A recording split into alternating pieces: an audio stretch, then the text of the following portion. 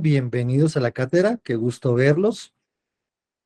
¿Me pueden regalar una cosita nada más? ¿Pueden prender un momento sus cámaras para saber que aún tenemos contacto humano en este mundo tan virtual? Un momentito para verle las caras. Eso. Siempre se me olvida el nombre del señor de la mesa ambiental. ¿Cómo es que llama su merced bello? Doña Patricia, qué gusto. Días. Buenos días, Salo, gracias. ¿cómo estás? Carolina. Y el resto, que todos son igual de bonitos porque no se dejan ver. Hola, Karen, qué gusto. A sí te veo como en la universidad. Pues Fabio, entonces tú dirás cómo comenzamos la mañana de hoy. Yo tengo algunas cositas que comentar sobre la cátedra, pero tú inicias, por favor. Fabio, tienes apagado el micrófono. Y así sí es muy trabajoso. Bastante complicado. A mí me pasa muy a menudo. No, pues quería decirles que me agrada mucho que tengamos de nuevo esta sesión del día de hoy. Estamos muy contentos de poder estar ya terminando esta cátedra nacional. Ha resultado absolutamente positiva y más de lo que esperábamos. A todos ustedes una bienvenida. Yo los dejaré con el profesor Alejandro, de Julián Alejandro, con el profesor Julián y con Karen para que revisemos en qué van las cosas y como había comentado el profe Julián, ya más adelante a las 9 empezaremos con nuestra invitada del día de hoy. Muchas gracias a todos por estar con nosotros. Adelante, profe Julián. Bueno, yo quería comenzar hablando un poco de lo que fue y pasó con los trabajos.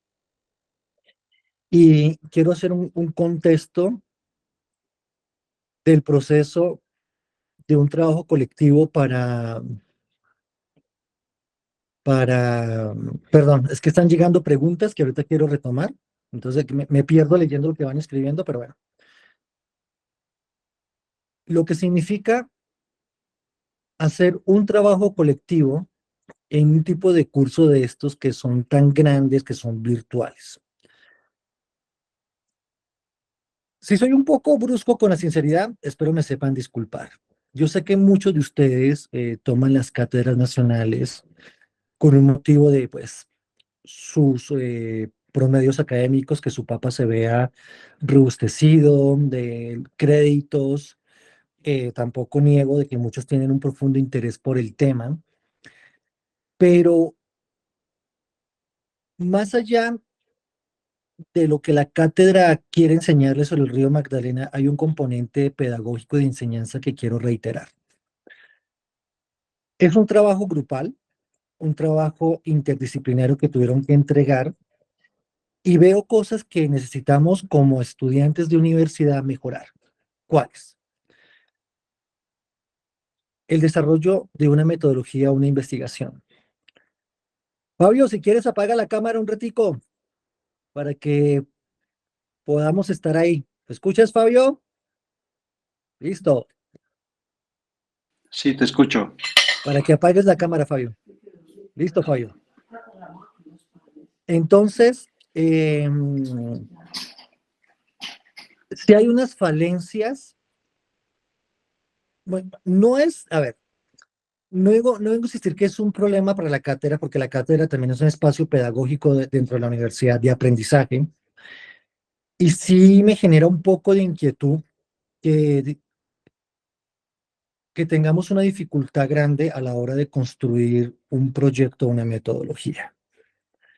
Y más aún cuando hay tanta interdisciplinariedad en los diferentes grupos. Deberíamos tener un abanico mucho más grande a la hora de entender y realizar un proyecto para una clase, un proyecto para un proyecto para una clase no difiere para un proyecto de grado, una tesis de maestría, una de doctorado. Simplemente es la magnitud y la profundidad, porque los esquemas son los mismos. Entonces, estoy consciente que es un problema transversal no solamente de la Universidad Nacional, sino de otras universidades, que estamos cojos o asumimos que deberían saber que es un proyecto de investigación.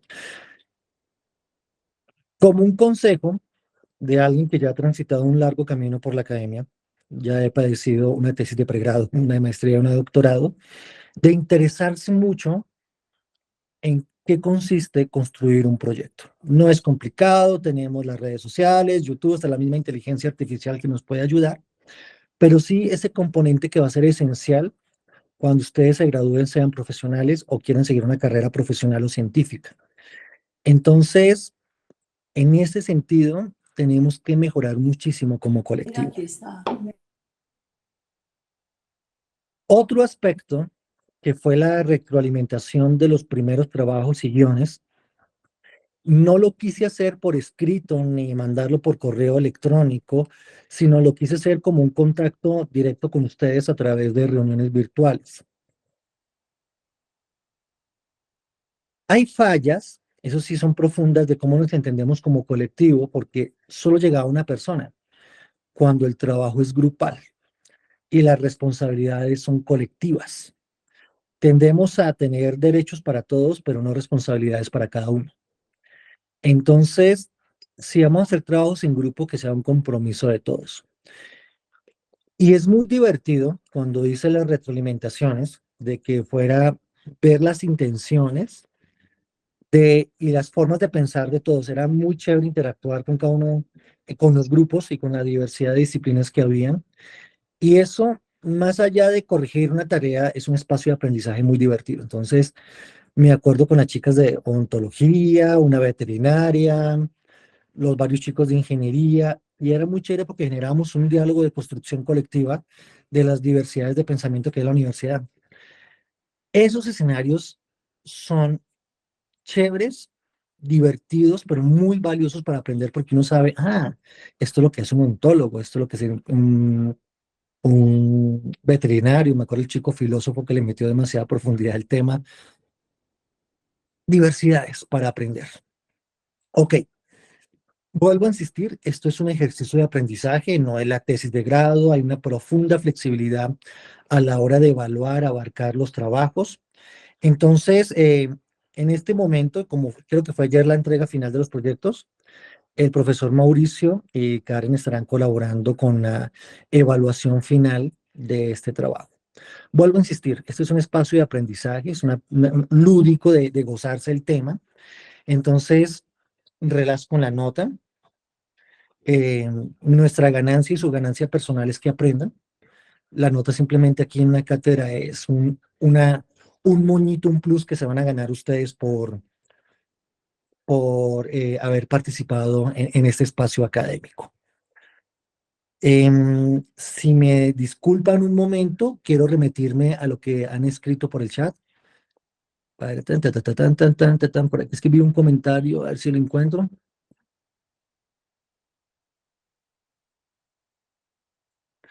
Diego Alejandro, tranquilo, que entendemos que el paro nos haya complicado la vida a todo el mundo. Elmer. Hola, Elmer, desde Puerto Colombia. Elmer, ¿está haciendo mucho calor en Puerto Colombia? Y no tenemos más comentarios. Sí me gustaría que ustedes nos pudieran hacer algunos comentarios, una retroalimentación alrededor del trabajo y la postal. Más que todo, una retroalimentación emocional, si les gustó el trabajo, si fue muy complicado, si aprendieron. Y en serio, que esto les agradezco y también un poco los empujo a que sea obligatorio, porque no solamente entregar el trabajo, sino escucharlos, cómo les pareció. Entonces, voluntarios, antes de que me ponga de manera dedocrática a llamar uno por uno, algún voluntario que quiera contar la experiencia del trabajo de sus compañeros.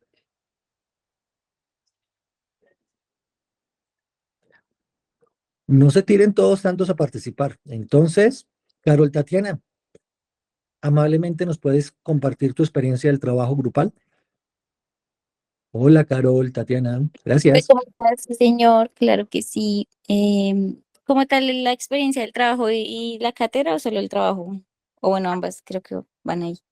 Porque ambas, dale, Pues aprovecha sí, el señor, espacio. pues realmente siento que las clases virtuales y en general los trabajos grupales en clases virtuales pueden llegar a ser un poco complejos, pues por el tema igual de la comunicación y llegar a algunos acuerdos o que las ideas que cada uno tiene puedan como confluir o llegar al mismo lugar, ¿no? Porque puede que la misma idea a veces se entienda distinta, entonces creo que se pueden encontrar diferentes dificultades por el manejo de que sea virtual o a distancia.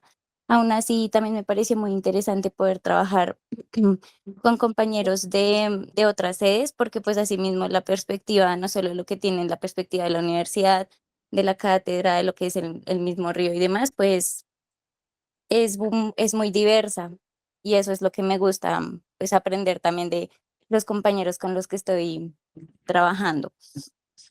A mí me parece que el ejercicio es muy bonito, pues en general toda la cátedra me pareció un ejercicio muy bonito, como de darle tanta importancia a lo que es un cuerpo de agua, entenderlo más allá de solo un cuerpo de agua.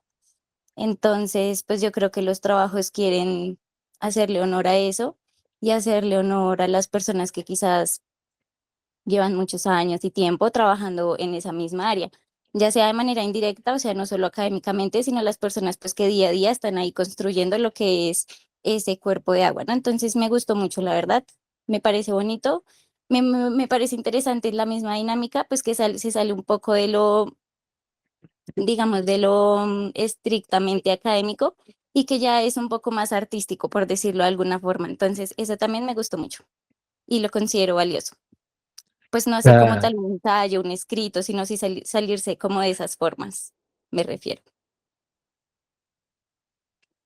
gracias, Carlos. Muy, muy bonito. Mm. Quiero rescatar tres cosas de lo que dijiste. Uno, que es, ya Hernán, yo te tenía en ojos, Hernán, que has levantado la mano. Ya te doy la palabra, Hernán. Tres cosas que rescato de lo tuyo. Uno, eh, que quiero reiterar de que tenemos que generar una disciplina en torno a escribir proyectos, a proponer metodologías. Y es que ustedes, en esa diversidad que habla Carol, que ya se vuelve mucho más complejo, piensan una cosa, dicen una diferente y escriben otra totalmente a la otra dirección. Y esas diversidades lo vuelven más complejo. Entonces tenemos que generar una coherencia y estos ejercicios son chéveres para como ir enfocándonos. Otra que me gustaría rescatar, el mundo laboral es así de chocoloco. Cuando salgan de la universidad, van a encontrar espacios donde hay una diversidad, se tendrán que trabajar con un abogado, tendrán que trabajar con un veterinario, tendrán que trabajar con alguien que puso un político y nada que ver con ustedes. Y es aprender en ese mar de diferencias, encontrar puntos en comunes para poder sacar una idea adelante. Y es un poco esto la intención de la cátedra, en sus diversidades académicas, que todos pueden empujar a una dirección. Y si es complejo entender el que estudia ingeniería, complejo entender el que estudia arquitectura, el que se estudia veterinaria, intentar un punto común. Y la tercera cosa que quiero rescatar, que lo que acaba de decir Carol, somos Universidad Nacional, sin embargo, en las diferentes sedes somos universos muy diferentes. No sé si tuvieron, sé que la gran mayoría no tuvo esa confianza para preguntarse con los demás compañeros, oye, ¿qué tal es en Palmira? ¿Qué tal es en Manizales? ¿Qué tal es en Bogotá? Y digamos que una de las intenciones de este espacio de las cátedras nacionales es que ustedes puedan saber qué pasa en las otras sedes. Como profesor, que uno tiene un poco la ventaja de moverse entre las sedes, como profesor, no me imagino como estudiante, aparte de que una es fría, la otra caliente, la otra queda muy lejos, la otra dentro de la ciudad, son escenarios sociales, son escenarios académicos muy diferentes. Y eso de mucho. La palabra Universidad Nacional de Colombia se queda corta porque la diversidad es gigantesca en este espacio. Y una cosa que quiero aprovechar con ustedes es que si se pueden mover a tomar un semestre, un curso en otra sede, es una forma de conocer el país, de lo complejo, grande, rico, difícil, bello que es. Entonces, Carol, gracias por tus palabras y ahora, Hernán, te escuchamos. Hola, buenos días, ¿cómo están? Hernán, se te escucha muy lejos, acércate un poco más o mejora el sonido. Ahí me escuchan mejor. Buenos días. Buen día, Hernán. Sí, te oímos. Vale. No, mi comentario como por participar es que, bueno, en realidad fue un reto, sobre todo por el tema del paro, además de, sumémosle el tema de la virtualidad y otro factor que yo quiero también agregar es que, bueno, esta cátedra, pues al menos para mí fue lo que yo esperaba de una cátedra, ¿no? Lo que yo espero es aprender de cosas, de situaciones, de realidades que, pues, para mí son muy lejanas, ¿no? Como yo vivo en Bogotá, pues el tema del río, tampoco viajo, tampoco conozco la cultura ni demás. Pues fue muy nuevo, fue muy enriquecedor, además de interesante. No obstante, claro, con la virtualidad y con la situación del paro, pues este tipo de trabajos también implican un reto importante, ¿no? Yo tuve la ventaja de estar en un grupo pues muy juicioso, de chicas demasiado comprometidas, todos nos entendimos, todos nos reunimos cuando debíamos reunirnos, así que la parte del trabajo en grupo me pareció chévere. Eh, Tal vez la suerte de haber coincidido en un grupo en el que todos tuviéramos la misma dinámica de participación y de aportar prontamente pues, a la evolución del trabajo. Otro reto me pareció fue, aprendimos muchísimo, se vieron muchos temas, cada invitado, cada sesión tocábamos temas muy interesantes, muy diversos, y pues aunque se intentó segmentar, sectorizar la temática de la postal, resumir en tan corto tiempo ideas a veces es un reto que yo sé que como estudiantes debemos aprenderlo y que en la vida pues es demasiado útil, pero es difícil en tan poco tiempo plasmar todo lo que uno quisiera poder decir. Entonces ese fue otro reto. Y ya, esos fueron los retos.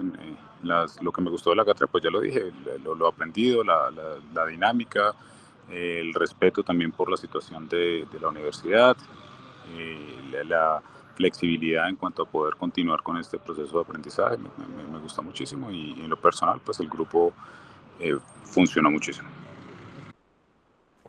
Hernán, muchas gracias. Yo le quiero preguntar a Carol Yurani, pero también quiero que alguien de los participantes externos a la universidad nos comente su experiencia. Carol, ¿nos puedes compartir tus aprendizajes sobre la cátedra?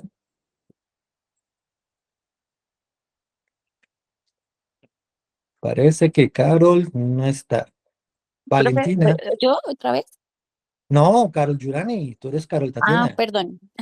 Vale, sí, señor. Valentina, ¿estás por acá en este mundo? Hola, profe, ¿yo? Sí, tú, Valentina. Profe, sí, yo de hecho estaba en el grupo con Nicolás, quien acabo de hablar.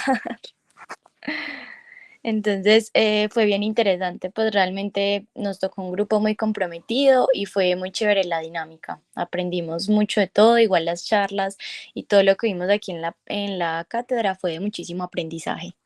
César, hola, ¿cómo estás? Por favor. Buenos días a todos. Pues nada, gracias por este espacio ante todo. Gracias a todos los profesores y a todas las personas que desde diferentes especialidades nos han podido brindar una mirada diferente a lo que es el río. Y no solo esto, sino los cuerpos de agua que poseemos acá en el país.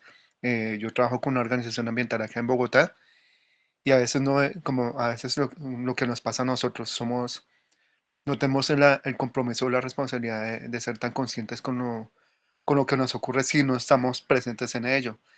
Y ver la riqueza y la diversidad cultural en cuanto a lo que un cuerpo de agua como el Magdalena puede llevar a cabo y mencionar todo el esfuerzo que está haciendo diferentes personas y diferentes entidades, me pareció muy, no solo interesante, sino ver como la importancia y la pertenencia que uno debe tener también imagínate, desde la ciudad, ¿no? Porque desde acá empezamos el río, por así decirlo, y aprender a ser conscientes de lo que tenemos y lo que debemos cuidar y conservar.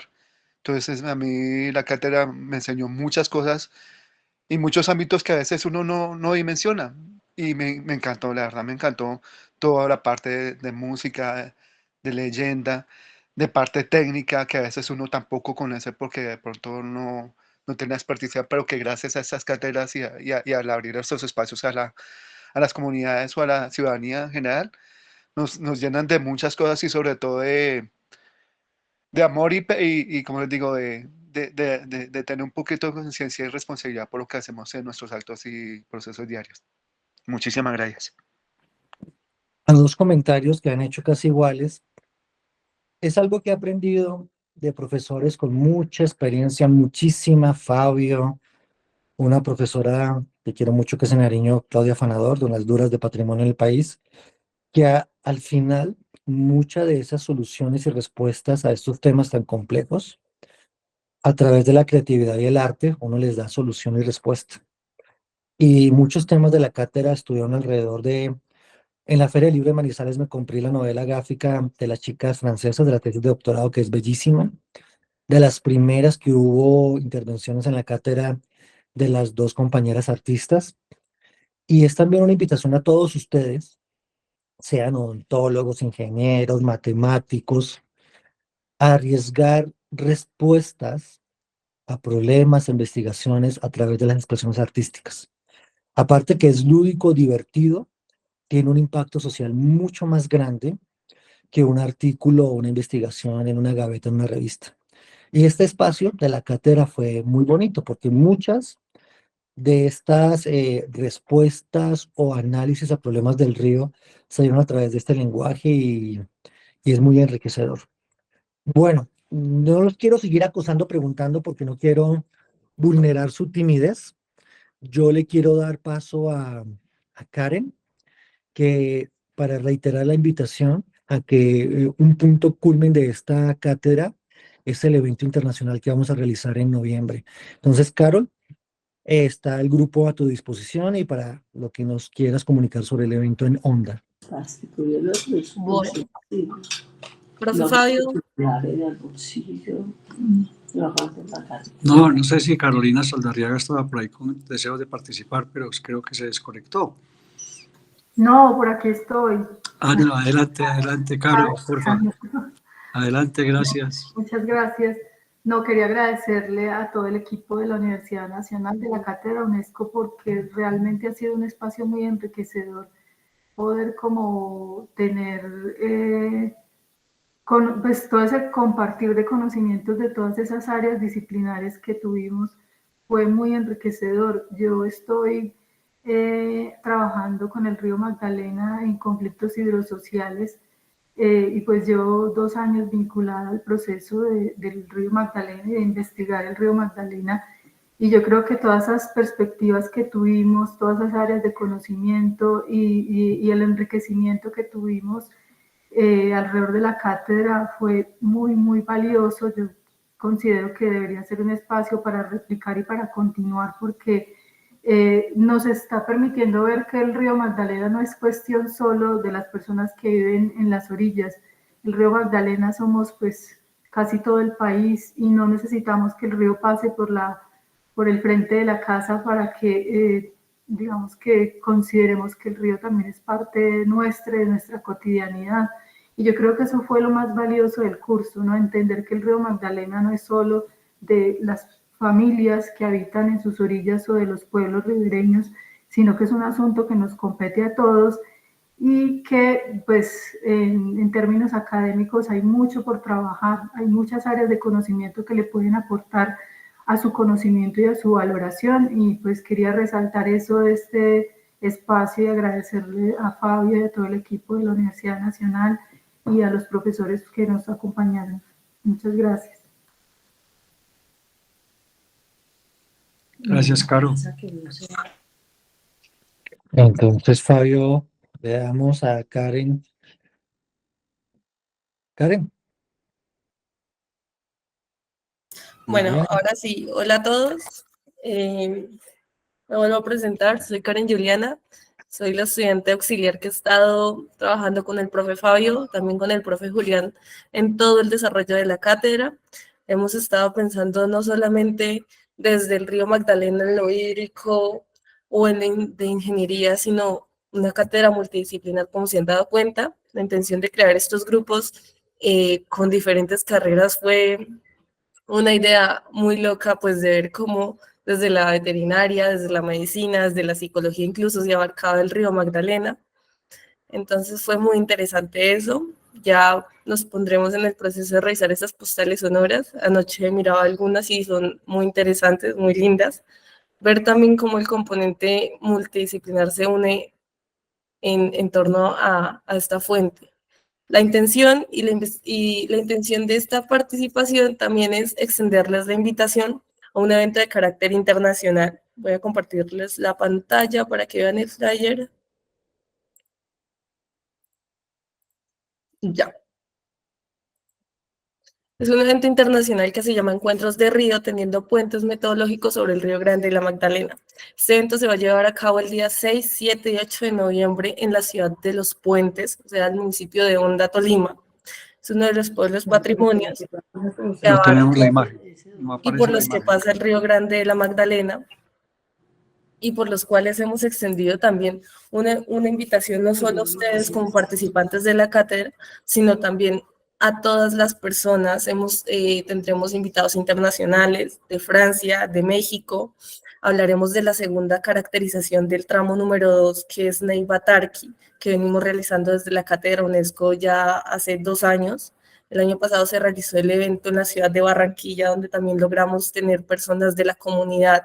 Tuvimos pescadores, asociaciones, líderes comunitarios que trabajan en pro del río. Y la intención de este evento es que si ustedes están cerca, puedan llegar, puedan participar de esos espacios, habrá mesas propositivas, actividades culturales y una actividad muy bonita que es una actividad inmersiva de los saberes del río. Estaremos también en compañía del Museo del Río, que en la tercera sesión de esta cátedra los tuvimos, contándonos todo lo que ha sido el proceso justo en Honda con respecto a esta fuente hídrica.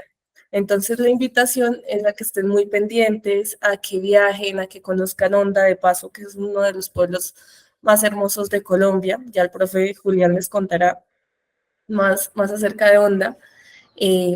Y nada, entonces todos completamente invitados, les estaremos enviando a sus correos más información y desarrollo del evento. Tendremos ponencias, mesas de trabajo, actividades inmersivas, contaremos con la participación también de otras organizaciones y otros invitados y ponentes que hemos tenido justo acá en la cátedra. Entonces es como un spoiler del evento, pero también un abrebocas para que estén todos muy atentos y quienes puedan llegar, qué más que encontrarnos allá. Me parece interesante resaltar lo que han dicho los compañeros que asistieron a la cátedra. Es un esfuerzo que nos ha parecido muy interesante de hacer en la medida de unir disciplinas, como explicaba también Karen, y unir disciplinas no es fácil en la medida en que siempre queremos que la nuestra sea la principal, la más importante. Pero el río nos obliga a ello, es decir, el río no acepta una sola mirada, el río no acepta una sola forma de abordarlo, y eso que hicimos, que no es fácil porque la participación, nos entendemos más bien con la carrera con la que hemos vivido, pero nos parecía una intención muy importante que se comunicaran personas distintas. La otra cosa que nos ha parecido interesante es que el río, como decimos, es un reto, es decir, el río es un reto disciplinario, pero el río es también un reto vivencial. Estamos precisamente en la Cátedra Nacional y en la Cátedra UNESCO con el programa Pacto de País, intentando que el objetivo no sea solamente teórico de conocer qué es el río, sino de vivirlo, es decir, de transitarlo. Hemos estado trabajando muchos temas y muchos artículos sobre lo que es el caminar, sobre lo que es el andar. Y yo creo que lo vivimos en paisaje, el paisaje se conoce mejor cuando uno lo transita, cuando uno lo vive y cuando lo vive en los medios de comunicación que esa región tiene. En el caso nuestro, en la zona cafetera, pues en jeep, en chiva, en carro particular o caminando sería ideal. Pero nos estamos viendo también en el mismo caso del río Magdalena, que el río hay que vivirlo, es decir, hay que coger una canoa, hay que buscar la manera de hacer recorridos, porque ahí es donde se entiende. Naturalmente la parte teórica es fundamental, pero esa parte vivencial hemos estado muy convencidos y de invitarlos a que lo hagan cuando sea posible en el trayecto o en la parte donde puedan, pero sentir el agua, vivir el agua, tener los 5 sentidos en el río, verlo, oírlo, porque él habla, él dice cosas, y tener el olfato de lo que huele el río, es decir, tener los 5 sentidos, ha sido una parte en la que estamos ahora en este momento.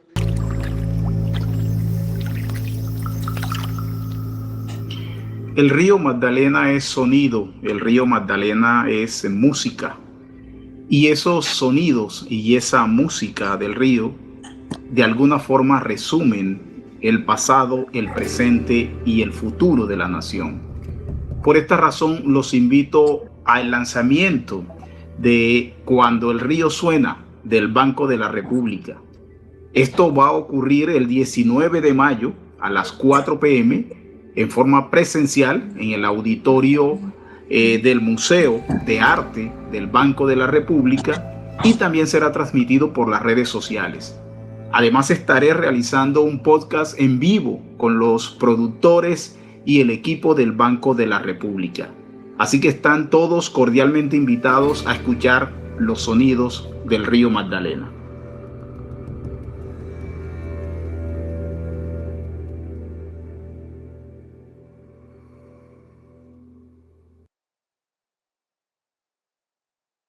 Bueno, lo que les estoy compartiendo es un proyecto que realizó y lideró el Banco de la República el año pasado, entre el 2022 y el 2023. Fue una serie de podcasts que hablan alrededor del Río Grande de la Magdalena. También se los habíamos compartido en la bibliografía, donde ustedes podían tomarlos de referente para hacer sus postales sonoras. Es muy interesante también ver que no somos los únicos interesados en el río, sino que también grandes instituciones como el Banco de la República están comprometidos con el cuidado y la preservación del río en todas sus dimensiones. Entonces los invitamos a que estén muy atentos a las páginas del Banco de la República, a las exposiciones como las que les comentamos hace 15 días. Esta exposición es itinerante, estará en todas las sedes del Banco de la República a lo largo de este año, en lo que queda también. Alcanzará a estar también en el Banco de la República la sede de ONDA. Esperemos que logre estar justo para el evento también que se nos dé las fechas. Les invitamos entonces a que escuchen estas postales sonoras, estos podcasts, y que estemos pues muy atentos. Vamos a esperar entonces a que llegue nuestro invitado. Por ahorita pues es una de las recomendaciones que aprovecho para comentarles. Hola a todos, qué gusto.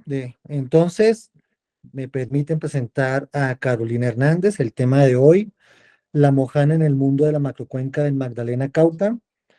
Ella es integrante del Centro de Pensamiento del Río Magdalena de la Universidad Nacional Sede de Manizales, candidata a doctora en Geografía por la Universidad Nacional de Colombia y la Universidad de la Sorbona, y tesis en cotutela en preparación sobre territorios de tierra y agua, ordenamiento del acuatorio y territorialidades anfibias en la mojana.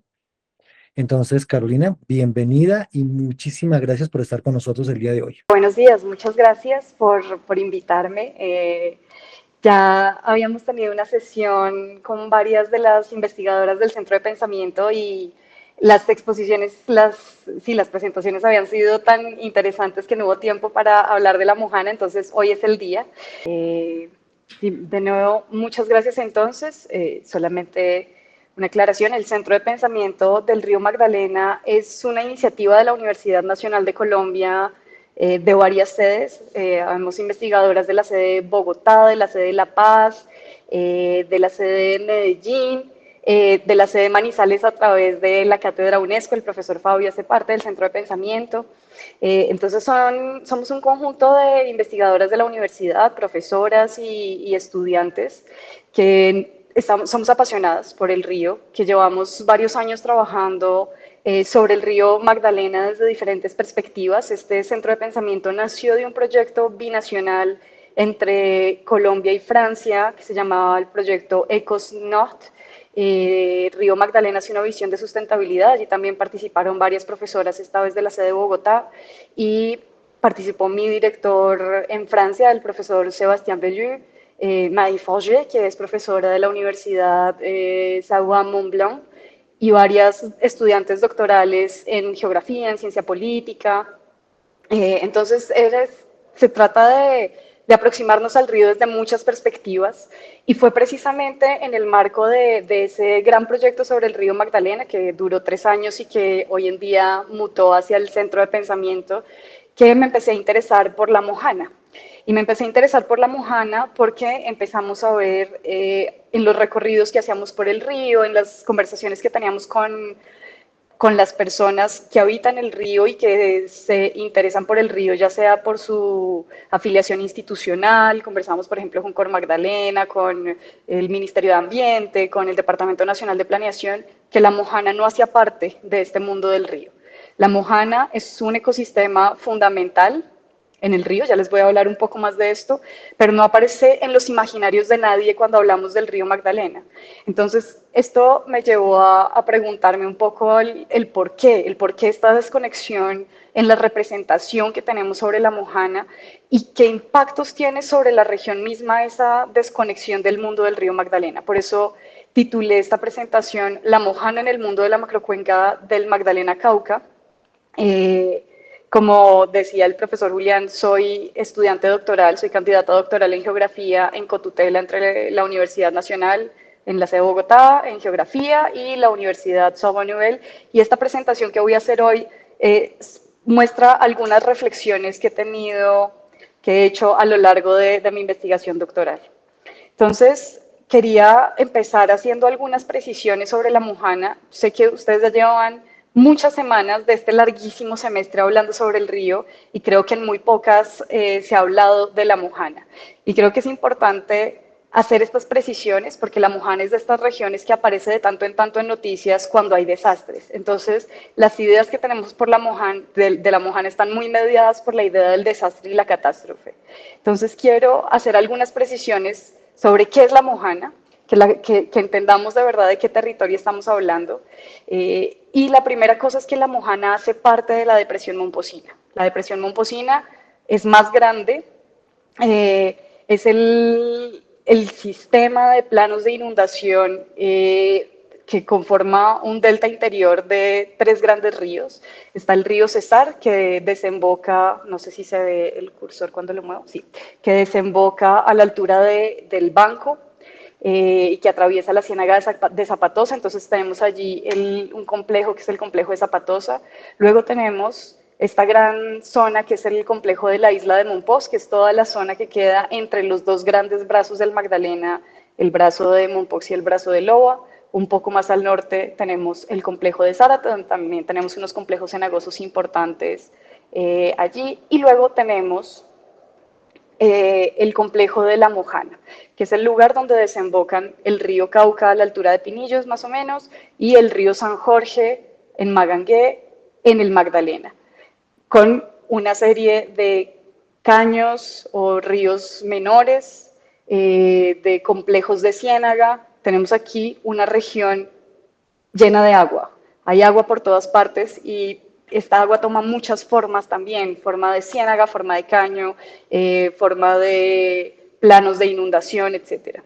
Y quería traer a colación la idea de la Mojana entendida como una región, porque en realidad hay muchas formas de entender, ya desde una perspectiva no tan de geografía física, a esta región de la Mojana. Por ejemplo, tenemos la definición a la que yo he llamado administrativa de la Mojana, que es la definición que propuso el Departamento Nacional de Planeación en un COMPES en el 2006, que la define como 11 municipios de 4 departamentos. Entonces tenemos municipios de los departamentos de Sucre, de Bolívar, de Córdoba y de Antioquia, que son los municipios que aparecen aquí en este mapa, y que recientemente de hecho se amplió a 2 municipios más. Entonces en cualquier caso, las definiciones de regiones siempre son un poco arbitrarias, sobre todo cuando hablamos de las regiones político-administrativas en Colombia, de los departamentos, de los municipios, etcétera. Los límites no siempre es claro de dónde vienen, y en el caso de la Mojana, este agrupamiento puede resultar a veces un poco artificial. Además, terriblemente complejo en términos administrativos, no solamente por la cantidad de municipios, departamentos y autoridades ambientales que están aquí incluidas. Tenemos 5 corporaciones autónomas regionales que tienen jurisdicción en esta área, sino porque cuando hablo con los pobladores me hablan de una mojana histórica. Y la mojana histórica son solamente los municipios de Guaranda, Majagual y Sucre. De hecho, cuando uno está en San Marcos, le dicen que ahí empieza la carretera que va a La Mojana, la carretera que va para Majagual. Como San Marcos, Caimito y San Benito Abad han sido municipios que pertenecen más al mundo del San Jorge, así lo dice la gente, y La Mojana son los municipios que están más hacia el oriente. Ayapel, por ejemplo, es un municipio que ha tenido casi que una vida independiente de todas estas, es un poco un polo regional, era la salida terrestre hacia Antioquia, era por donde transitaba el ganado, y tiene la Ciénaga, que era este gran lugar de tránsito y de encuentro de pescadores, de ganaderos, y donde se han desarrollado muchas dinámicas a partir de esos encuentros y esas interacciones. Y luego tenemos los municipios de Antioquia y del sur de Bolívar, que son Magangué, bueno, que es el polo un poco económico y administrativo de esta mojana administrativa, pero con los otros municipios, con Achí, San Jacinto del Cauca y Nechí, en realidad uno encuentra muy pocas interacciones cotidianas. Encuentro muy poco que la gente transite entre estos municipios, que haya comercio entre estos municipios. Entonces, por eso a veces siento que esta idea de mojana de los 11 municipios a veces puede ser un poco forzada, pero bueno, esto es para dar toda una discusión sobre cómo se entienden las regiones y cómo se definen las regiones en Colombia. Y un poco en términos de geografía física, hay algunos temas que es importante entender para poder entender las lógicas, no solamente hidrológicas, sino también sociales de estas regiones, que estamos hablando de un lugar muy plano. Tenemos alturas que el punto más alto son 35 metros sobre el nivel del mar, el más bajo son 16. Entonces aquí cualquier metro de desnivel es muy importante para entender que hace que el agua se mueva de una forma distinta. La construcción de cualquier terraplén va a desviar de forma importante los flujos de agua de las ciénagas, de los caños, de los ríos, etc. Entonces, por eso cualquier intervención antrópica en un lugar con esta configuración, con el tipo de suelo que se desarrolla acá, va a tener efectos importantes. Y el otro tema interesante de las características físicas, ecológicas de este territorio, que tiene efectos importantes sobre la vida cotidiana, sobre las dinámicas sociales, económicas y políticas de la región, es el régimen de lluvias. A mí me parece fascinante entender cómo la lluvia puede moldear la vida de una región, y en efecto, en esta región donde tenemos 2 momentos bien marcados de lluvia en el año, 2 momentos bien marcados de inundación, el momento de aguas más altas se da entre marzo y junio, luego hay un momento de relativa sequía, que es el veranillo de San Juan, luego las aguas vuelven a subir entre agosto, y el momento de aguas más altas, ahí sí es entre octubre y noviembre, y luego el agua empieza a bajar, y el momento más seco del año es entre diciembre y febrero. Y cuando digo que este régimen bimodal afecta la vida cotidiana de las personas, es porque tenemos un sistema hidrológico muy complejo de caños, de ciénagas, de ríos, de planos de inundación que amortiguan crecientes, y decía que este régimen de lluvias afecta la vida cotidiana porque son estos cambios de paisaje, estos cambios en los pulsos de inundación, los que permiten que en estos lugares haya una diversidad biológica increíble. De hecho, hay 2 sitios Ramsar declarados en la depresión Momposina, uno es la Ciénaga de Zapatosa y la otra es la Ciénaga de Ayapel, sino también porque hay una diversidad cultural muy importante asociada a todos los conocimientos y prácticas cotidianas y expresiones culturales que surgen de estas relaciones con este entorno cambiante.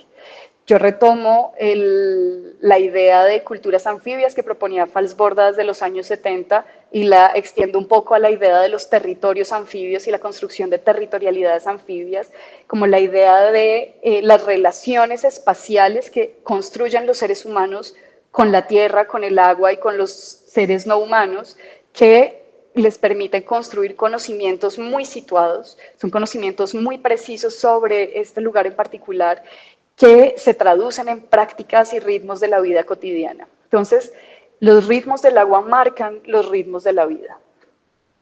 Por ejemplo, tenemos aquí dos fotos que tomé en esta carretera que va entre San Marcos y Majagual, una en agosto de 2021, 2021 fue un año relativamente seco, además en un mes relativamente seco, y luego tenemos noviembre del 2022, que fue un año niña, un año con muchísima agua en el momento de aguas más altas. Y vemos que pareciesen son dos lugares completamente diferentes. Claramente, en un momento y en el otro no se puede vivir el lugar de la misma manera, no se pueden desarrollar el mismo tipo de actividades productivas, no se puede transitar el lugar de la misma forma. La carretera, de hecho, está atravesada sobre todo el plano de inundación, entonces cada vez en noviembre del 2022 había una incertidumbre muy grande y la vía se cayó varias veces, la incertidumbre sobre cómo se puede transitar este lugar. Entonces, las estacionalidades implican unos cambios muy, muy profundos en términos de paisaje. Y esos cambios de paisaje y esa estacionalidad de los ritmos del agua marca también la vida cotidiana. El ser campesino anfibio es ser campesino que es al mismo tiempo pescador y agricultor. Los momentos de aguas altas en la Mojana son los momentos de abundancia de pesca. Cuando hablo con la gente, si bien el 2010, que fue el año niña y las inundaciones tal vez más catastróficas que ha vivido la región, por lo menos, no sé si el país en su conjunto, pero por lo menos la región sí, la gente lo recuerda también como el momento de más abundancia de la pesca. La gente que sabe pescar no pasó hambre en este momento porque siempre hubo pescado que comer, de hecho se aburrían de comer pescado. Entonces, el agua alta significa abundancia de pesca y el agua baja significa la posibilidad de cultivar arroz, de cultivar plátano, en lugares un poquito más altos de cultivar yuca y maíz. Cada vez que se encuentra un poco de espacio disponible, uno encuentra arroz secando, entonces hay un montón de prácticas también asociadas a la cosecha, la pila, incluso el cultivo del arroz que subsisten. Hay algunos esfuerzos por salvaguardar semillas nativas de arroz que son muy interesantes. Y ser campesino anfibio se trata de esto, de los conocimientos y las prácticas cotidianas que se conjugan, digamos, con este espacio. Ahora, me interesaba hablar de la Mojana en el mundo del río Magdalena porque ya vimos que la Mojana hace parte del río. La Mojana está allí en el Magdalena, está definida por las dinámicas hidrográficas del río Magdalena, por las desembocaduras del Cauca y el San Jorge en el Magdalena, pero cuando hablamos del río, la Mojana no aparece. Entonces me he aproximado a esta ausencia de la Mojana en el mundo del Magdalena a partir del concepto de silencio cartográfico de Harley. Y lo que he encontrado es que esta ausencia se puede explicar en parte por las tradiciones, digamos, por las imágenes, los discursos y las representaciones que se han construido no solamente sobre la región, sino en general sobre los ecosistemas de humedal, y no solamente en Colombia, sino en el mundo. Es una idea muy moderna, la idea de que la riqueza y la prosperidad provienen de la producción agrícola, que permite acumulación. Y entonces los espacios de humedal se entienden como espacios inútiles para la producción agropecuaria, como espacios malsanos además, porque hay una mala comprensión de las dinámicas hidrológicas y se entiende el agua de estas zonas de humedal como agua estancada. Entonces en el agua estancada crecen mosquitos, se transmiten enfermedades, sobre todo en zonas tropicales, dengue, chikungunya, zika, todas las malaria, todas las enfermedades que se nos ocurren y que uno encuentra en la literatura como los desastres de las zonas tropicales. Y además, el exceso de agua está asociado al desastre. La inundación se entiende como desastre. Como les digo, esto no es exclusivo de Colombia, esto no es exclusivo ni siquiera de América Latina, son representaciones que me he encontrado en conversaciones en los Países Bajos, en Alemania, en Francia, esta necesidad de secar humedales para convertir, para recuperar la tierra del agua. De hecho, los holandeses son muy famosos por esto, la construcción de polders, para recuperar la tierra del agua y poder volverla productiva. Y en medio de esas representaciones negativas sobre el agua, entonces aparecen los mapas que transmiten mensajes sobre lo que es importante representar en el mapa, sobre los territorios que son valiosos. Y además es importante tener en cuenta, y aquí sí viene la teoría geográfica con toda, que los mapas son instrumentos de poder. Los mapas son representaciones, es el cartógrafo quien decide qué se representa allí, y el mapa de alguna manera representa también el sistema de conocimientos y creencias del momento en el que el mapa fue construido. Entonces, por eso el concepto de silencio cartográfico de Brian Harley me ayuda a entender, a partir de cartografía antigua del río, qué era lo que se consideraba importante y valioso para representar en los mapas sobre el río. Y lo que me he encontrado es, les voy a mostrar dos ejemplos de mapas icónicos antiguos del río Magdalena, que tal vez hayan visto, no sé, a lo largo de esta cátedra en este semestre. El primero es este mapa de Jean-Baptiste d'Anville de 1740, que fue uno de los primeros mapas completos que se hizo del río Magdalena. Aquí les traigo un extracto de la región. En el cuadrado se ve pues sí, la región de lo que hoy en día sería un poco la Mojana y Mompox. Y lo que se ve es un silencio muy fuerte. De hecho, bueno, es importante aclarar, y esto fue una discusión que tuve hace poco con mi director, y es que este silencio cartográfico, claro, hay un límite allí, no todos los silencios cartográficos son epistemológicos, en el sentido en que no todos los silencios cartográficos son adrede, son a propósito. Hay silencios cartográficos que resultan simplemente de problemas tecnológicos. Claramente hacer cartografía en 1740 tenía unos desafíos que hoy ya no tenemos. Ahora que tenemos imágenes satelitales, fotografías aéreas, radar, etcétera, un montón de tecnologías que nos permiten hacer cartografía muy precisa, pues en la época no existían. Sin embargo, sí es importante reconocer que, por ejemplo, en el brazo de Loa no aparece identificada ninguna población, aun cuando sabemos que hay poblaciones como San Benito Abad, que son poblaciones coloniales. Fueron pueblos de indios y luego fueron, pues está la villa de San Benito Abad, que tiene incluso una iglesia y un Cristo con muchísima trayectoria, y esas poblaciones no aparecen representadas de ninguna manera. Es verdad también que en 1740 el brazo principal del río era el brazo de Mompox y no el brazo de Loa, y eso pudo haber hecho que muchas de las expediciones del río se hiciesen por el brazo de Mompox y no por el brazo de Loa, pero aún así, aún con estas consideraciones, sí resulta muy interesante ver cómo el brazo de Loa aparece como un espacio absolutamente vacío. Y luego tenemos el mapa de Humboldt, donde sucede exactamente lo mismo.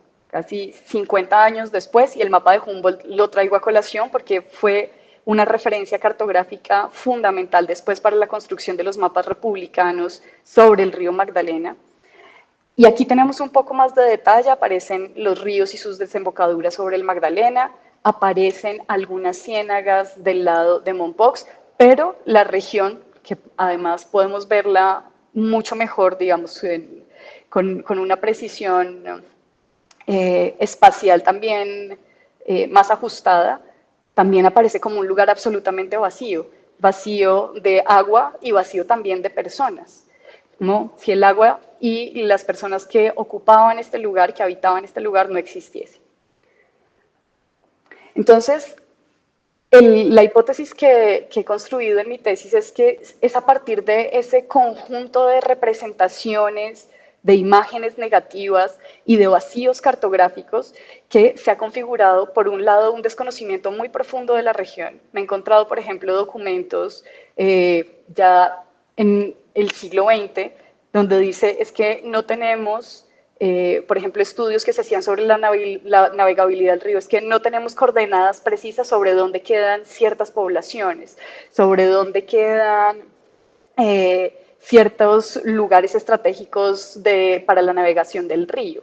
Entonces, ha habido allí, digamos, una ausencia, yo le digo a esto un círculo vicioso de la medida en que hay ausencia de la región en la cartografía, también hay el silencio, lo que nos dice es esto no es importante. Entonces hay una ausencia del Estado que permite que se configuren dinámicas regionales a partir de poderes regionales muy poderosos que no están interesados en que se visibilicen ciertas realidades como el acaparamiento de tierras, por ejemplo. Esta es una región que tiene el índice de Gini casi más alto del país, es como el 0.89 según el último dato que existía.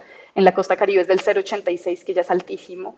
Entonces, esto está asociado también a una cierta presencia, cierta ausencia del Estado, que se refuerza con un desconocimiento muy profundo de la región, que hace que sea muy difícil también proponer alternativas de ordenamiento territorial adaptadas a estas zonas de humedal, porque no se conocen estas zonas de humedal.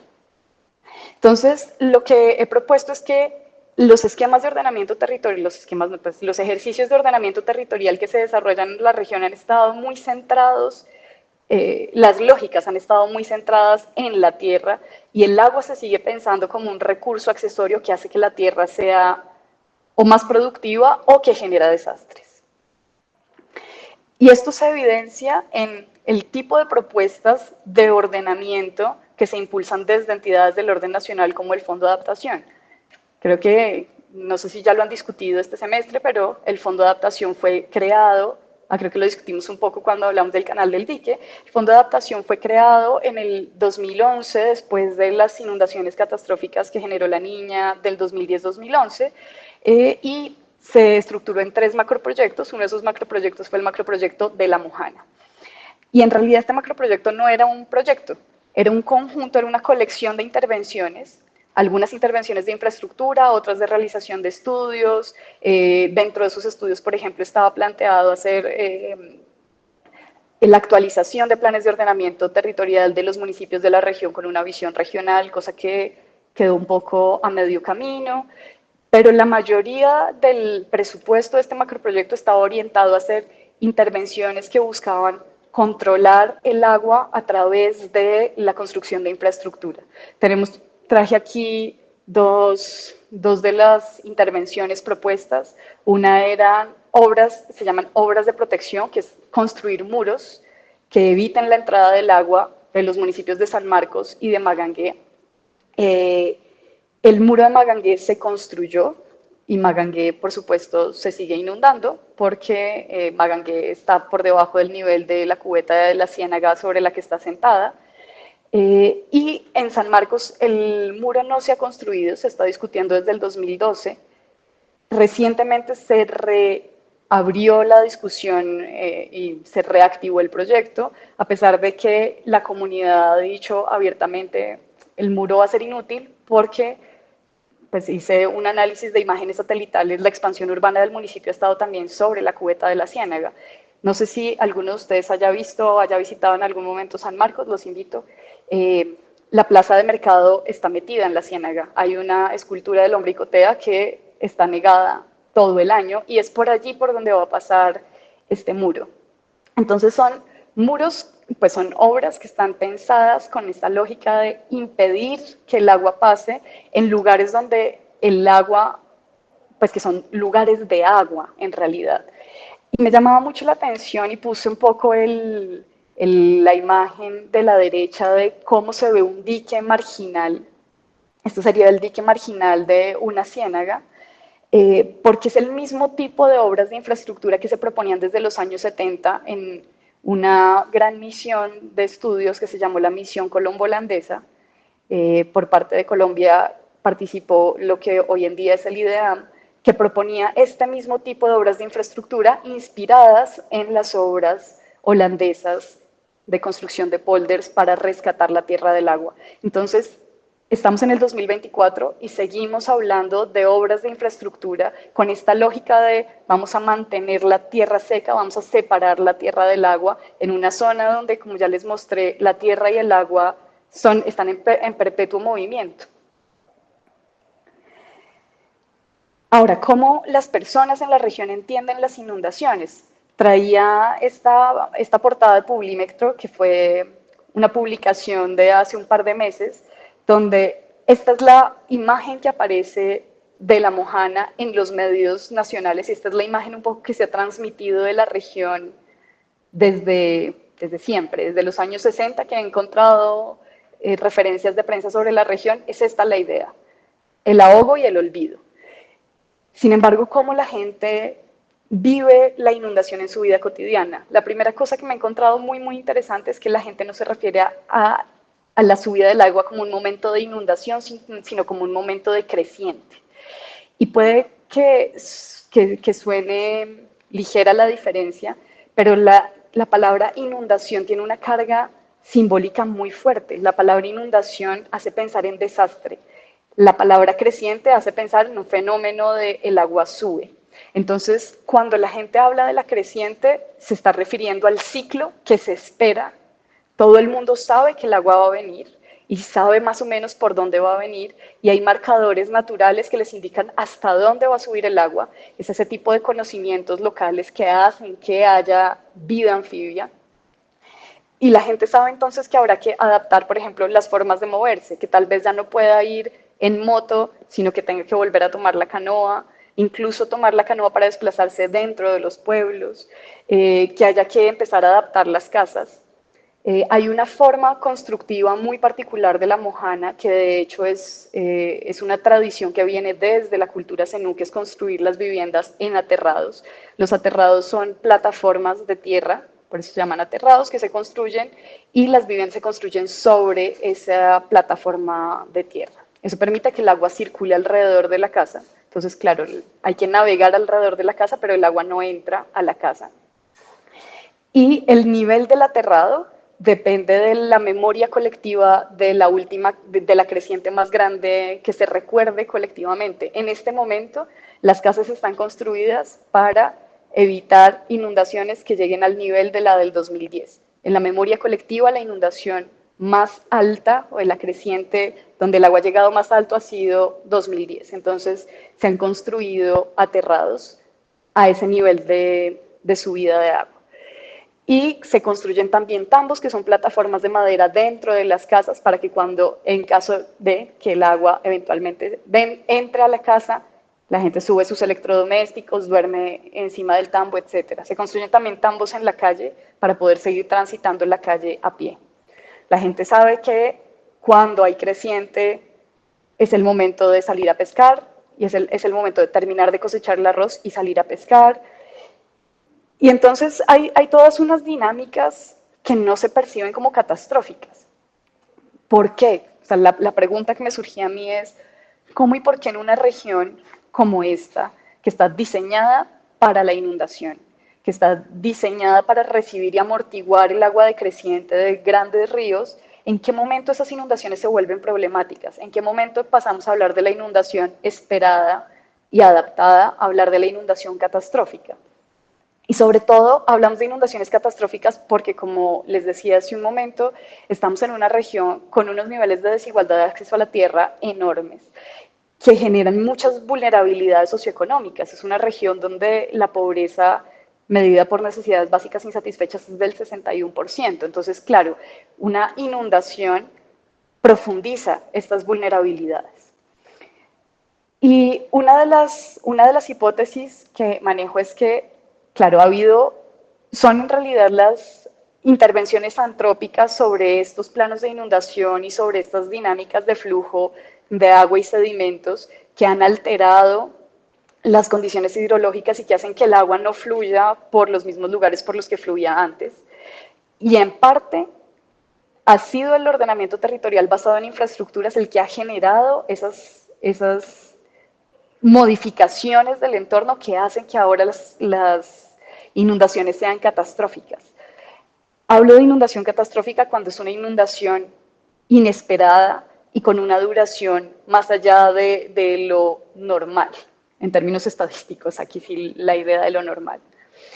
Y sucede algo también con estas infraestructuras, y es un poblador de Sucre Sucre me decía, vea, cuando se construyen muros o diques de este estilo que intentan prevenir la entrada del agua, esto rompe un poco, por un lado, la memoria colectiva y rompe un poco también la lógica de la inundación como ciclo, porque el agua, efectivamente, en los momentos, en los años más secos, ya no entra como antes a los pueblos, y entonces la gente se hacía una idea de que el agua ya nunca va a venir.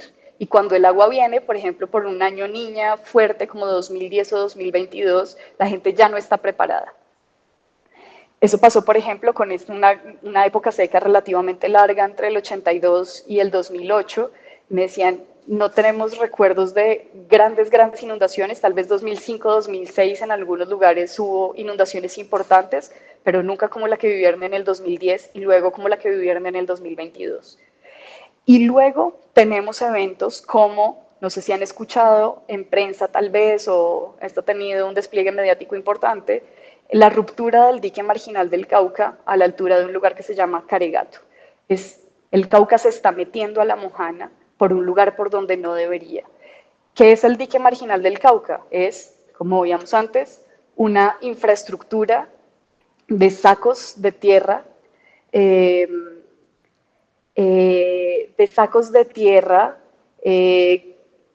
y con algunas bases de concreto en todo el borde, pues no en todo, pero en una zona importante del borde oriental del río Cauca, que esta no es la primera vez que se rompe, se ha roto en varios momentos y cada vez que se rompe genera inundaciones catastróficas porque genera unas entradas de agua con una fuerza inusitada en lugares inesperados, genera inundaciones inesperadas y largas. Entonces, claro, una inundación larga, de hecho, 2010-2011, la gente me dice fue una inundación incluso que fue una catástrofe ambiental, porque había muchos árboles que no soportaban la inundación así de larga y se perdieron muchos árboles nativos que no se van a poder recuperar en mucho tiempo por cuenta de inundaciones tan largas y tan inesperadas. Eso es lo que está sucediendo con Caregato, que es una ruptura que el dique se rompió en el 2021 y la gente lo dice, ya vamos 4 veranos y no se ha podido cerrar. Ya ahorita atiendo las preguntas que veo que hay varias allí en el chat. Y no se ha podido cerrar. Entonces, Caregato ha sido un escenario donde se ve muy claramente que además no hay consenso sobre qué se debe hacer con la infraestructura en la región. Hay mucha gente que le sigue apostando a la infraestructura gris como la solución a las inundaciones y muchas otras personas que abogan más bien por tratar de recuperar la conectividad de los planos de inundación, las ciénagas y los caños, pero esa recuperación ecológica implica también hablar de temas delicados, implica hablar de tierras, implica hablar de apropiaciones de espacios comunes, implica hablar de un montón de temas que salen de lo estrictamente ambiental o de ordenamiento territorial.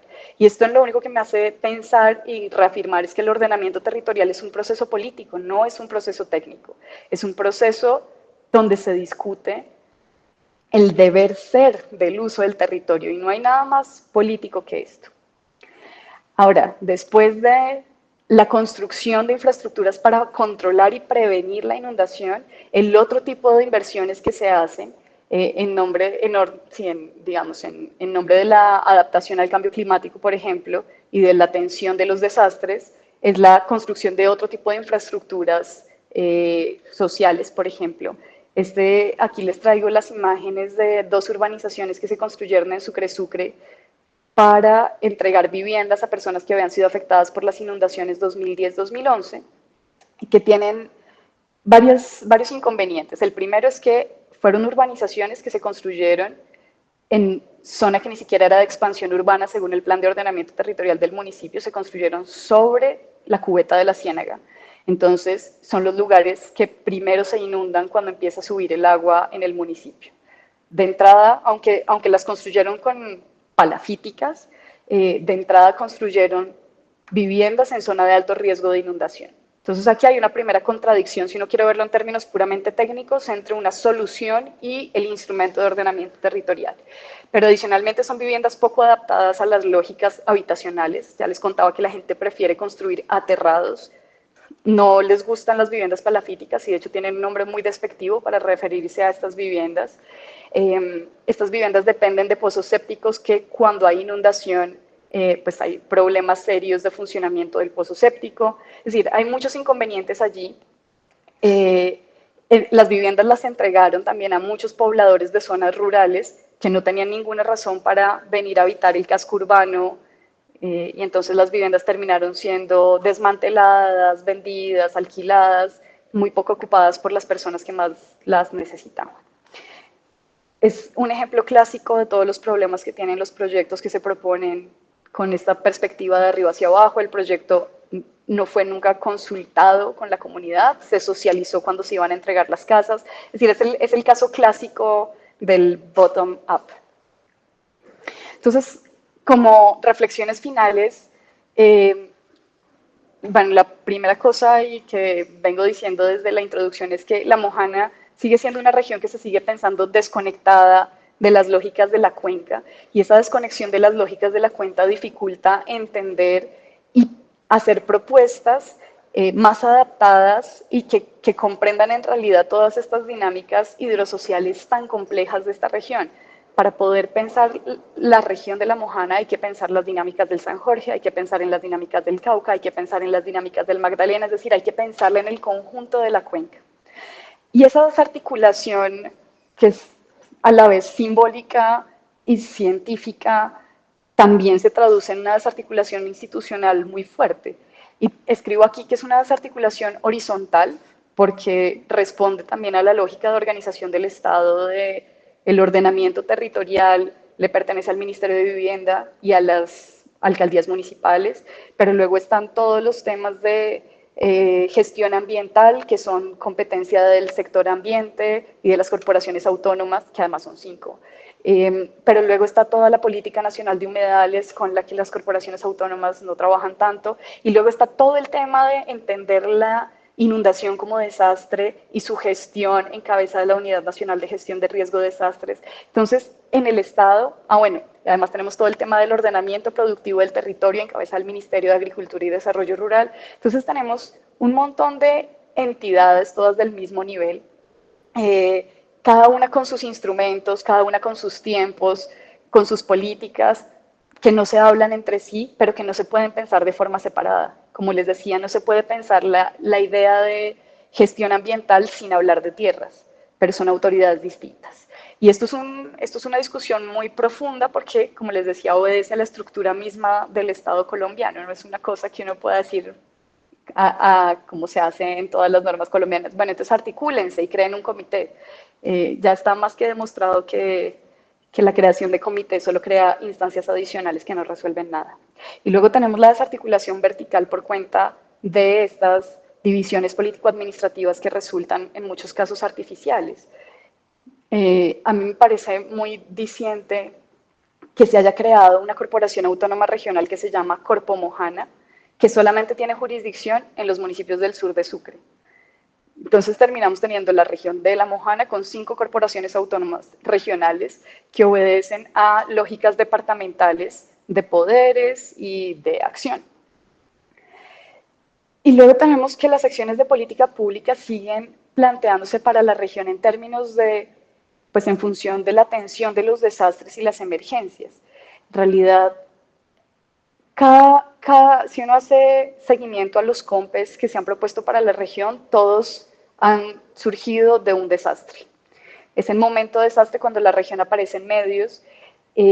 Normalmente, además, lo que se propone es un enfoque desde la infraestructura, desde la idea de controlar el agua, de garantizar la producción agropecuaria de la región, de recuperar la tierra del agua. Seguimos con una visión bien moderna de hay una separación clara entre la tierra y el agua, y esto es lograble y los holandeses ya lo hicieron y esto es lo que tenemos que hacer. Y eso lo que hace es perpetuar las representaciones negativas sobre el agua, sobre lo que significa exceso de agua, que es un término que uno se encuentra recurrentemente cuando ve documentos sobre la región, qué significa el exceso de agua en una región de este estilo. Y sobre la región misma, porque la región se define como esta región que es al mismo tiempo, y por eso el título de mi tesis, es un territorio que es al mismo tiempo de tierra y de agua, pero el agua en exceso que se percibe como negativa hace que entonces siga habiendo estas percepciones negativas sobre la región como un espacio al que solo le falta secarse para poder prosperar. Esto era lo que quería contarles en el día de hoy, las reflexiones que quería compartir con ustedes. Muchas gracias y bueno, podemos seguir conversando. Antes de dar palabra a las preguntas, espérate, yo que te tengo aquí en pantalla completa. Ay, Dios. No quites todavía tu presentación porque, espérate, ¿cómo haces aquí para yo cuadrar? Listo, Carolina, ya. Uy, no, estoy en un desorden aquí en mi pantalla. Carolina, antes de dar, ¿qué es un comentario? Uno, buenísima, porque es el tema que estamos trabajando con un grupo de investigación en Bogotá con el tema de la mojana. Tengo unas preguntas ahí un poco, ahí como de capciosas para hacerte, pero antes, ¿tú te has hablado con Alejandro Camargo? Claro, sí, me la encontré en Barranquilla hace un par de años que estaba haciendo trabajo de campo allá. Creo que se ha vuelto un referente en estos temas de culturas anfibias, Sí, agua, y es impresionante. sí, Egresado de sin geografía. duda. Sin duda, sí, los trabajos de él han sido un gran referente. De hecho, Alejandro habla mucho de esta noción de esta necesidad de superar la dicotomía tierra-agua, de esta necesidad de entender la tierra también como un elemento fluido que en zonas como esta se ve muy claro. La tierra emerge del agua y son las dinámicas del agua las que permiten que la tierra aparezca. Entonces, sí, con los trabajos de Alejandro converso bastante en mi tesis. Mi única queja con él es que escriba más en español, solo escribe en inglés. Eso me genera a mí un lejos. Pero antes de dar paso, una pregunta. ¿Tú crees que esta macroregión anfibia húmeda merece una administración o una reinterpretación territorial desde lo administrativo diferente y aparte, pensando en el departamento del Magdalena Medio, del sur de Cesar? Yo creo que es bastante más complicado que eso. Yo creo que sería un ejercicio muy interesante el pensarse, más bien, vuelvo atrás. O sea, sí creo que la división político-administrativa actual entorpece y genera muchos ruidos y plantea muchas dificultades para poder pensarse la región como un todo. De eso estoy convencida.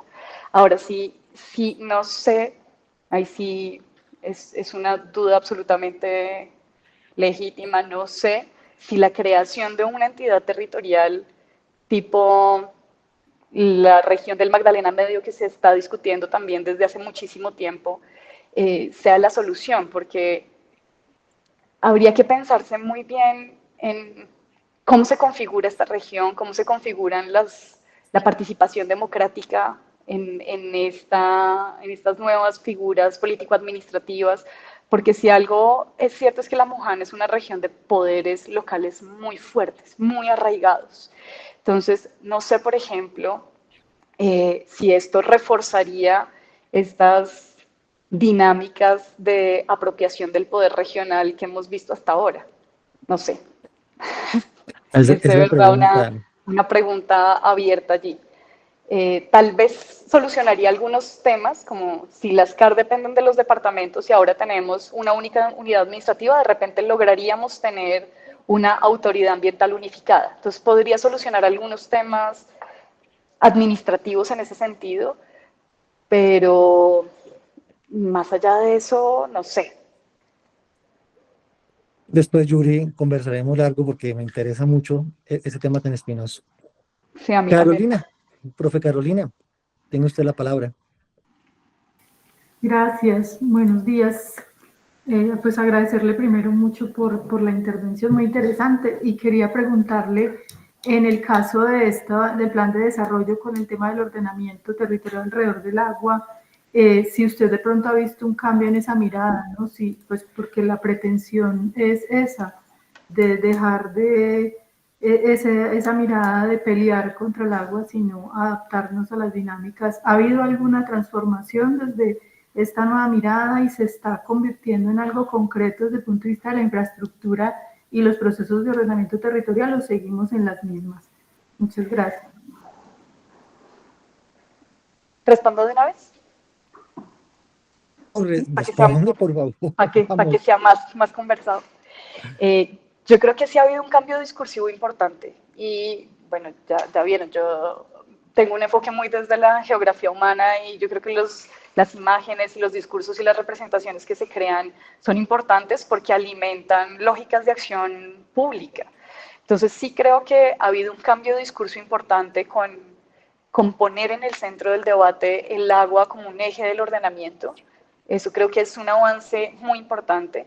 Lo que no creo que haya sucedido es una traducción de estos nuevos discursos en políticas, porque el Estado es lento, porque las lógicas del Estado, pues sí, toman tiempo. ¿Cuántos años necesitamos para tener una ley orgánica de ordenamiento territorial? La LOT estaba obligada de formulación desde que se propuso la 388 en el 97 y hubo LOT en el 2011, 12, 15, ya ni sé.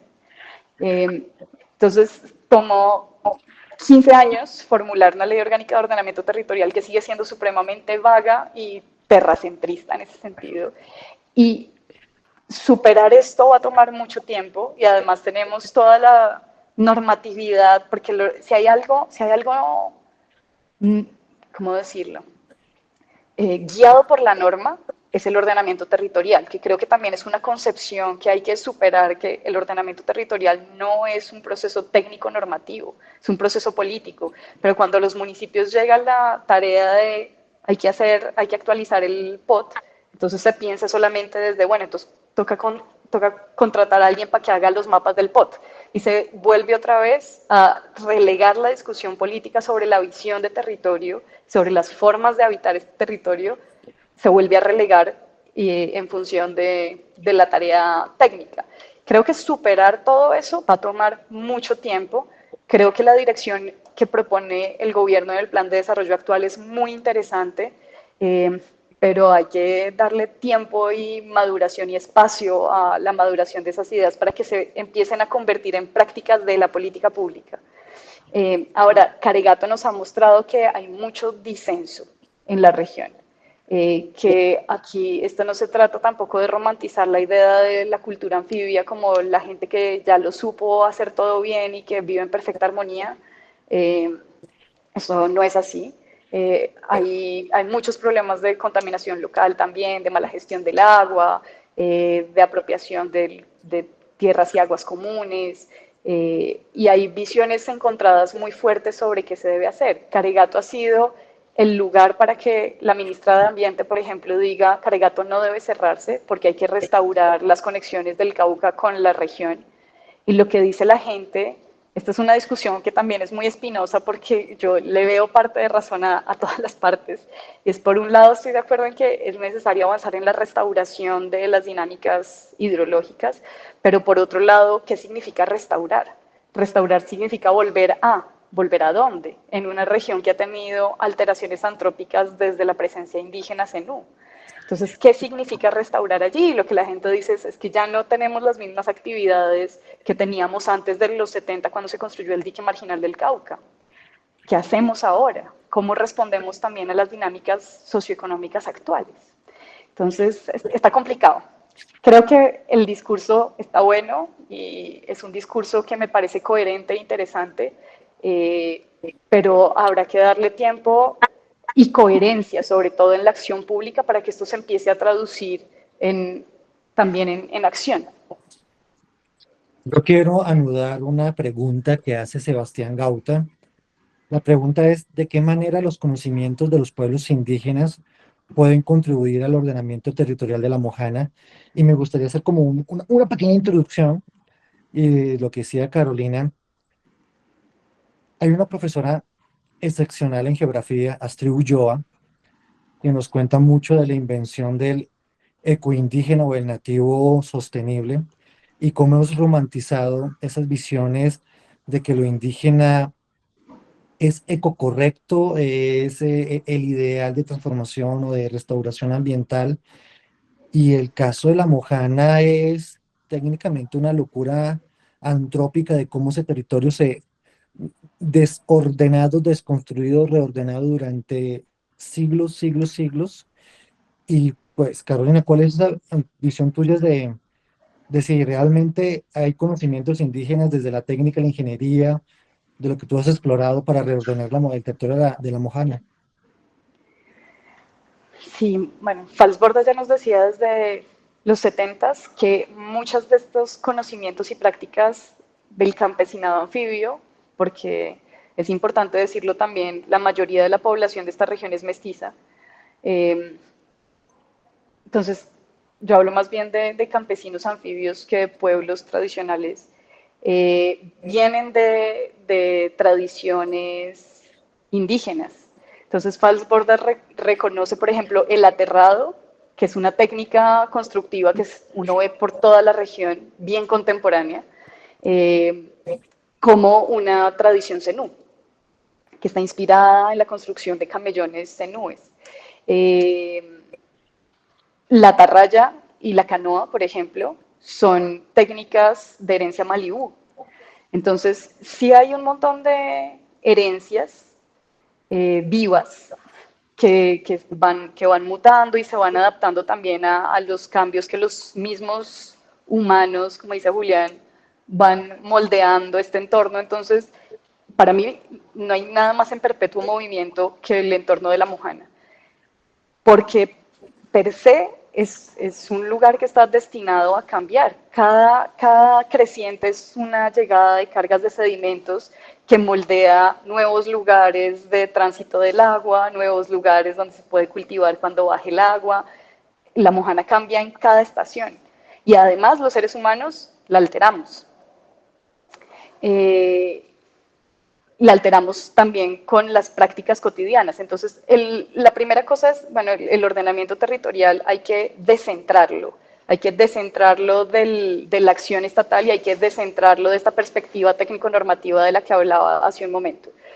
Cuando un ganadero construye un dique para desecar una ciénaga, para meter vacas o búfalos, está haciendo ordenamiento territorial, de facto. Y ese tipo de intervenciones hay que reconocerlas. Esa es la primera cosa.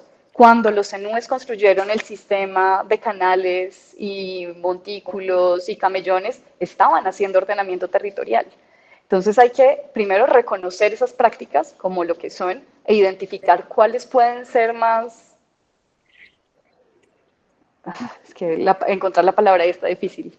No creo que sea armonioso, pero más coherentes por lo menos con el entorno del que estamos hablando. Tal vez desecar ciénagas no es el camino. Tal vez construir diques no es el camino. Encontrar la palabra para definir algo que ordene, que le dé una coherencia es complicado. Pero a la final, quien gana es el agua, ¿no?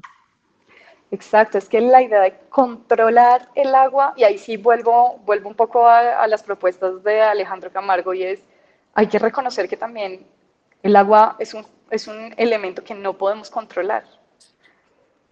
Hay que entenderla y vivir con ella.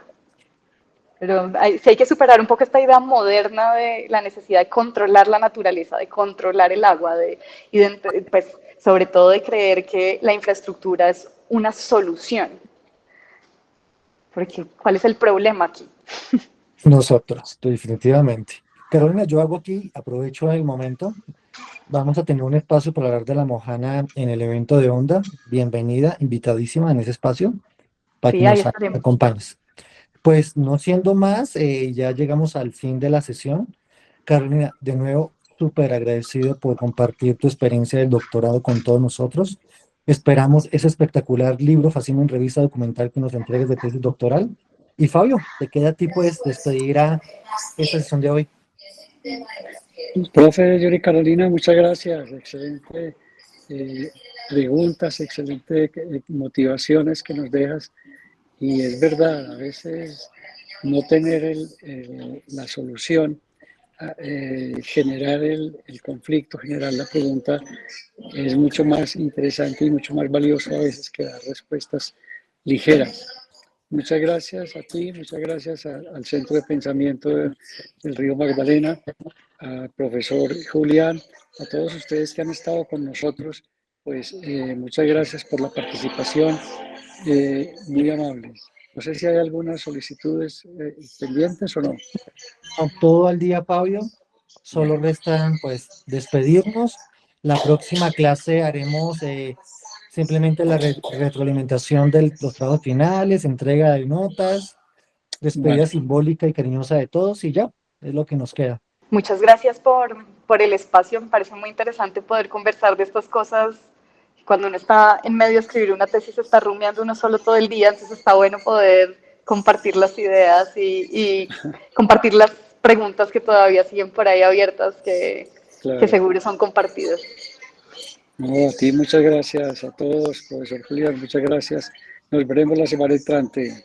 Hasta luego y buen día. Hasta luego. Chao. Gracias.